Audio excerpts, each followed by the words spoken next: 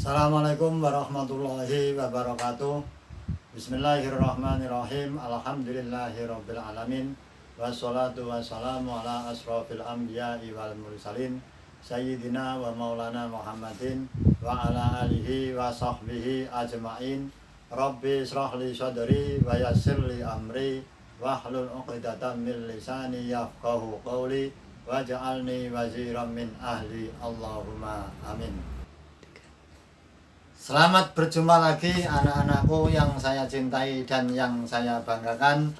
Pada kesempatan kali ini Pak Ali ingin menyampaikan materi bahan ajar tentang menjaga martabat manusia dengan menjauhi pergaulan bebas dan menjauhi perbuatan zina. Anak-anakku, adapun poin utama yang harus kita ketahui yaitu mengenai pengertian pergaulan bebas dan pengertian dari perbuatan zina. Adapun pengertian dari pergaulan bebas itu bisa diartikan dengan melencengnya pergaulan seseorang dari suatu aturan Islam atau pergaulan di luar batas atau bisa dinamakan dengan pergaulan liar. Sedangkan pengertian zina berasal dari kata zana yazni yang artinya hubungan layaknya suami istri antara perempuan dengan laki-laki yang sudah mukallaf atau yang sudah balik tanpa ikatan pernikahan yang sah menurut aturan Islam. Poin yang kedua yaitu mengenai hukum zina.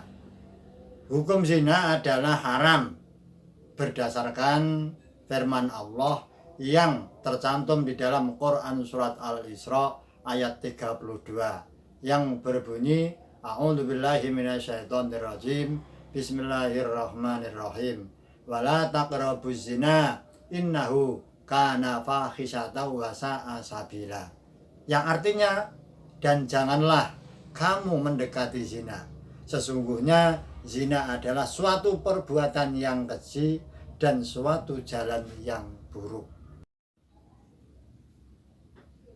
Anak-anakku yang saya cintai dan yang saya banggakan, poin selanjutnya yang akan kita bahas yaitu mengenai kategori zina dan bentuk hukumannya. Perlu diketahui bahwasanya zina itu dibagi menjadi dua, yaitu zina muhson dan zina ghairu muhson. Apa itu zina muhson? Zina muhson adalah zina yang dilakukan oleh orang yang sudah menikah atau oleh orang yang sudah berumah tangga, atau bisa diartikan yaitu selingkuh. Maka hukumannya orang seperti ini maka dia akan dirajam atau dilempari dengan batu sampai meninggal. Yang kedua yaitu zina ghairu muhson.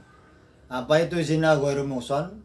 Zina ghairu muhson yaitu zina yang dilakukan oleh orang yang belum menikah atau orang yang masih lajang. Kategori zina seperti ini maka hukumannya yaitu didera atau dicambuk sebanyak 100 kali dan dia diasingkan selama 1 tahun. Anak-anakku, ada hal-hal yang harus kita perhatikan yaitu perbuatan yang bisa menjerumuskan diri kita atau perbuatan yang bisa mengarahkan diri kita dalam perbuatan zina. Apa itu?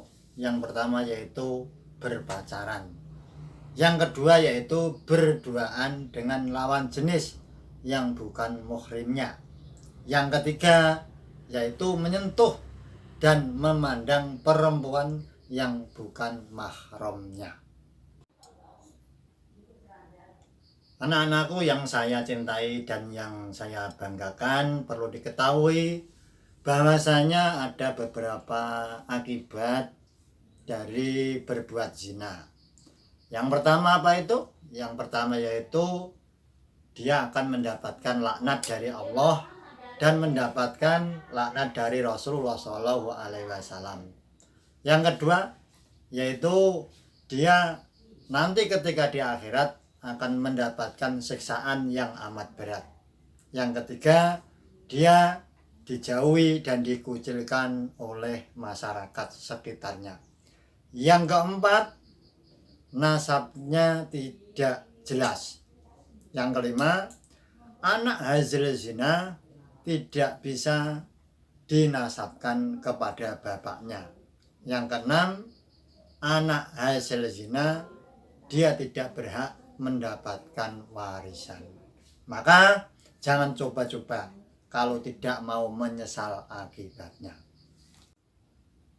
Anak-anakku yang saya cintai dan saya banggakan, kita telah membahas begitu panjang lebar mengenai akibat dari orang yang melakukan zina. Selanjutnya, bagaimana cara kita menghindari zina supaya kita ini tidak terjerumus dalam perbuatan dosa. Yang pertama yaitu selalu dan senantiasa menjaga pergaulan yang sehat dan menghindari pergaulan bebas. Yang kedua yaitu menjaga kehormatan sendiri dan kehormatan keluarga. Yang ketiga, menjaga aurat dengan mengenakan pakaian yang baik dan yang sopan. Yang keempat, senantiasa menjaga pandangan mata kita. Yang kelima, memperbanyak kegiatan yang produktif dan yang positif. Yang keenam, meningkatkan pemahaman agama kita plus pengamalan agama kita di dalam setiap hari kita. Yang ketujuh, senantiasa memperbanyak zikir. Yang kedelapan, rajin berpuasa karena berpuasa dapat menahan nafsu syahwat manusia. Oke anak-anakku yang saya cintai dan yang saya banggakan, tibalah kita pada sesi yang terakhir, yaitu hikmah larangan pergaulan bebas dan hikmah larangan melakukan zina. Yang pertama yaitu agar kita tidak termasuk orang yang dibenci oleh Allah atau orang yang dilaknat oleh Allah Subhanahu wa Ta'ala. Ini yang paling pokok. Yang kedua yaitu senantiasa mendorong diri kita meningkatkan iman dan ketakwaan kita kepada Allah Subhanahu wa Ta'ala. Dengan cara seperti ini insya Allah kita ini akan senantiasa terjaga diri kita dan kehormatan kita. Yang ketiga yaitu terhindar dari penyakit kelamin dan pencampur adukan keturunan. Sudah kita ketahui bahwasanya penyakit kelamin itu banyak sekali macamnya. Salah satunya adalah orang tersebut melakukan perbuatan zina. Yang keempat yaitu mendorong untuk mendapatkan keturunan yang baik dalam menikah. Yang kelima, yang terakhir yaitu agar kehormatan diri, kehormatan keluarga, dan kehormatan kerabat kita terjaga selama-lamanya. Demikian anakku yang saya cintai dan yang saya banggakan, beberapa kesimpulan dari materi menjaga martabat manusia dengan menjauhi pergaulan bebas dan menjauhi zina. Untuk itulah mari kita berdoa kepada Allah. Semoga diri kita, keluarga kita, keturunan kita, dan teman-teman kita senantiasa dijauhkan dan dijaga oleh Allah dari hal-hal yang buruk, tak terkecuali yaitu perbuatan zina. Terima kasih. Wabillahi taufiq wal hidayah. Selamat belajar. Ihdinas siratal mustaqim. Wassalamualaikum warahmatullahi wabarakatuh.